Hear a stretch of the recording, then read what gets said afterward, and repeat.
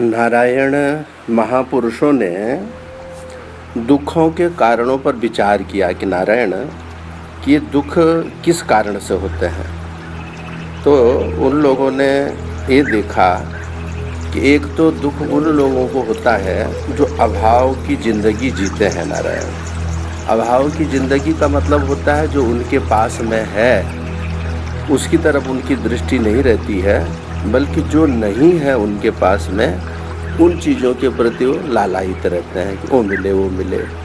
ऐसी स्थिति में उनके पास जो चीज़ रहती है उसका सुख का अनुभव वो लोग नहीं कर पाते हैं, उसका आनंद नहीं ले पाते हैं। एक आदमी प्रश्न करता है कि संसार का हर मनुष्य दुखी क्यों है?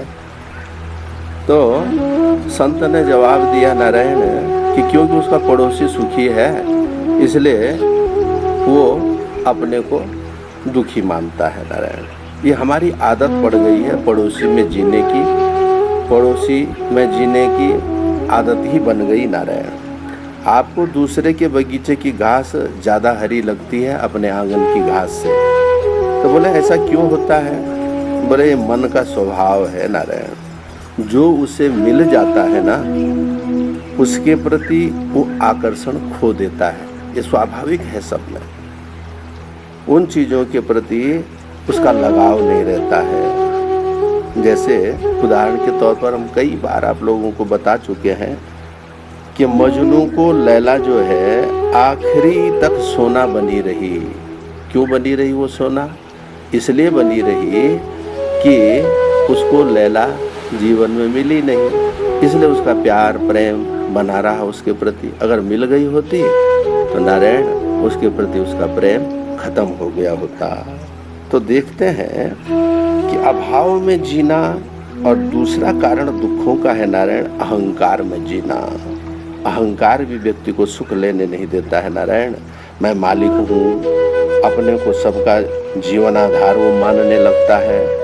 मैं न रहूँ तो सब परिवार वाले भूखे मर जाएंगे, मेरी अकल से काम चल रहा है। जैसे जड़ भरत जी को भी तो यही तो हुआ था। नारायण, जड़ भरत जी को जब गंडकी नदी में नारायण संध्योपासन के लिए गए थे तो वहाँ हिरण का बच्चा मिल गया। तो उनके मन में ये आया कि अगर मैं यहाँ आज न होता तो नारायण हिरण का बच्चा मर गया होता, तो इसको जिलाने वाला मैं हूँ। इसलिए उनको जड़ का नारायण जड़ भरत को हिरण का जन्म लेना पड़ा। काम तो अच्छा किया था परंतु अहंकार पूर्वक था, इसलिए उसका फायदा नहीं उठा पाए। नारायण, एक छिपकली छत पर उल्टी इसलिए लटकती है, वो सोचती है कि छत का आधार मैं ही तो हूँ। एक चींटी हाथी से पुल पर उतर जाने को बोलती है, सोचती है दोनों के भार से पुल गिर जाएगा। मुर्गा सोचता है कि हम बांग सवेरे अगर न भरे तो सूरज उगेगा ही नहीं। अहंकार व्यक्ति के अंदर भ्रम पैदा कर देता है, ऐसा भ्रम पैदा कर देता है कि जो जिंदगी भर जो है आदमी को सुख शांति और स्थायी आनंद लेने नहीं देता है। नारायण, एक कुत्ता बैलगाड़ी के नीचे है, सोया हुआ है, गाड़ी रुकी हुई थी, उसका मन हुआ कि चले तो संजोग से गाड़ीवान हाँकने लगता है। नारायण, तो जब गाड़ी हाँकने लगता है तो कुत्ता सोचता है कि मेरे खींचने से ये गाड़ी चल रही है। संजोग से वो रुकता है, बैलगाड़ी भी रुक जाती है। अब उसको पक्का भ्रम हो गया कि मैं ही गाड़ी चला रहा हूँ। ऐसे ही नारायण आजकल आदमी के डुप्लीकेट और ओरिजिनल दो चेहरे बन गए हैं।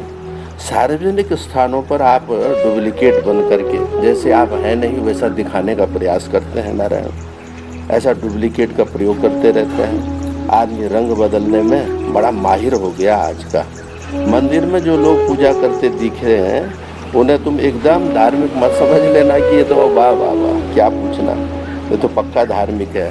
अरे उनके अंदर उनका लक्ष्य झांक करके देखो, सबकी प्रार्थना हाँ संसार से मुक्ति के लिए, असली सुख के लिए, आनंद के लिए नहीं है। एक आदमी रोज मंदिर में जाता था नारायण और भगवान से कहता था मोक्ष चाहिए मोक्ष चाहिए।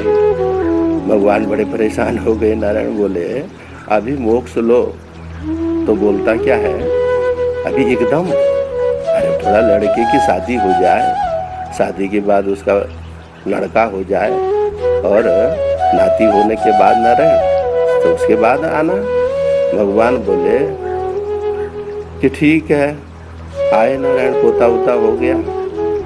भक्त कहता है आप तो मेरे पीछे ही पड़ गए नारायण, नहीं मिला आपको नारायण। आपको जो है मोक्ष वास्तव में चाहिए नहीं। भक्त कहता है मैं रोज मंदिर में ऐसे ही करता रहूंगा, आपसे मांगता रहूंगा, पर आप देना नहीं नारायण। मोक्ष जो है ये आदत बन गई मेरी गिड़गिड़ाने की। तो ऐसी आदत से लाचार होकर के लोग काम करने में लगे हुए हैं नारायण, और इस प्रकार से अपने सुख को दांव पर लगाए हुए हैं। उन्हीं में से हम भी एक होंगे नारायण। नारायण।